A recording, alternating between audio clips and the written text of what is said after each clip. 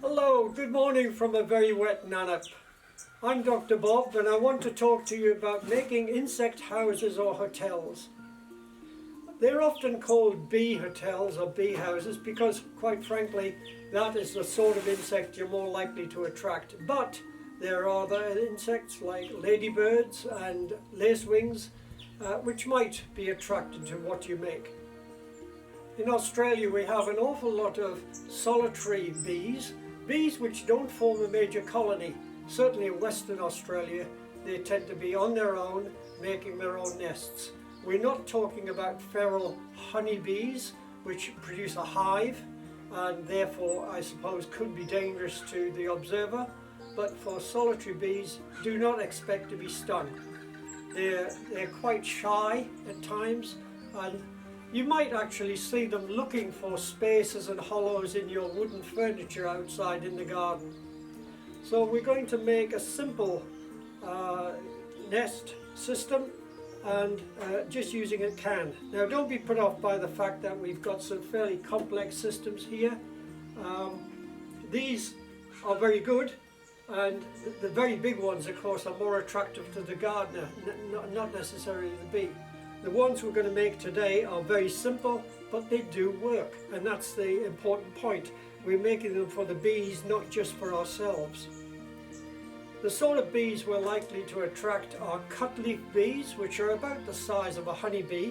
And the cutleaf bees, sometimes you will see in the garden that they have produced circles on the rose leaves to the annoyance of rose gardeners. They don't kill the plant, they're just taking that bit of leaf out and to make a nest. The other bees that we might see are much smaller. They're called resin bees.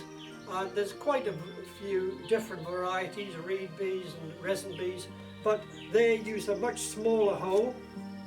For example, in this piece of wood I've drilled some holes to accommodate small resin bees. Here's an example of a bee hotel I made years ago, and these are actually populated quite nicely with resin bees. Okay, so let's make one of these very simple hotels or houses. First of all, accumulate some cans. This is a typical bean can, washed, clean. Don't worry about bits of smudges and that sort of thing. And then what we're going to do is put a hole in, so we can put a wire holder. Very simple.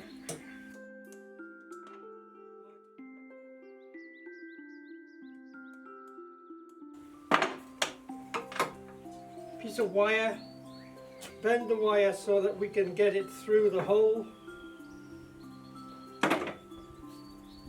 What's that? About 10 centimeters of wire. You can use any gauge of wire which you're comfortable with. Put it through the holes, and hopefully you can get both coming through. Right, so we've got a can, we've got a holder, and what we can do now is pack this with various fillers. I'll show you some ones which I've done. This uses bamboo. It's actually a green bamboo from the garden, which is just then being cut into sections. You'll notice that they're quite long, the length of the can, so that gives the bee quite a bit of opportunity for putting its nest in. Some different examples. These ones here are a mixture of agapanthus stems and I would think kangaroo paw stems. In the course of going around our garden we actually pick up quite a few things. So we've got kangaroo stems here, we've got agapanthus, we've got bamboo. I've actually also got this reed called arundo or Spanish reed, which grows in the area. It's a bit of a weed at times, but that makes a beautiful strong tube. Other things we can do, and I suggest if it's children doing these sort of things, get mum and dad to help you make these. If you want to put something a bit different in, a log with holes drilled in, that works quite well, and you can see in actual fact we put some in here. So those are made to the length. You don't have to make them all to the length of the tin. You could have some of them sticking out, and I noticed in previous workshops that quite often the kids like making sort of odd shapes with these. Other things we can do is a cut toilet roll holder. Put that in and then fill that up with cut paper straws. I don't like using plastic straws, so if you look out in the shops, you quite often find a packet of paper straws for about, what, $2. So they're dead easy, and what I tend to do is, again, just make them to the length of the can, right? So you just actually put them in there, cut them, and then you can cut them to the length that you want. Okay, if you have a bit of waste, don't worry, you can use them in other ways.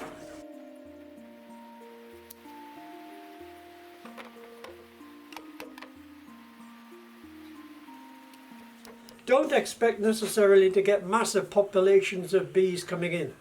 They're solitary creatures, and you'll see on a nice warm day an occasional bee coming in saying, "Oh, there's a nice hole, I'll use that one." Just out of interest, showing you how I started, what, 4 or 5 years ago at least. This is the first bee hotel I ever made. For some reason I decided it needed a little shade area, but it's just a piece of old wood drilled and with a hook in, and this actually hangs up on the side of our house. We have a number of these on the side of the house, and in actual fact you can see here the quite good filling from cutleaf bees. Now this would go back 4 or 5 years. Some have hatched, some haven't.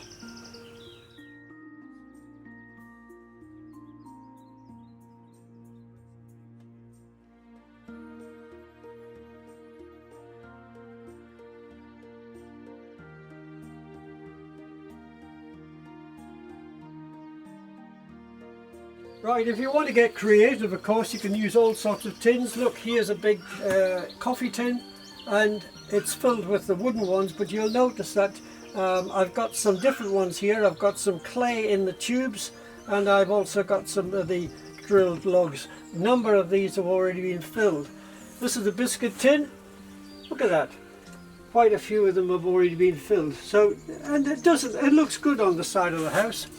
I should mention this, one of the things I do like is the nice bits of wood. And again, I've drilled some of these, and we've got some resin bees actually populated those. They look fantastic in my estimation, and a nice addition to the house. These are all ones we've made over the years. Okay, well, that's it. Hope you make some simple houses. Enjoy yourselves, and look out for my next how-to with Dr. Bob.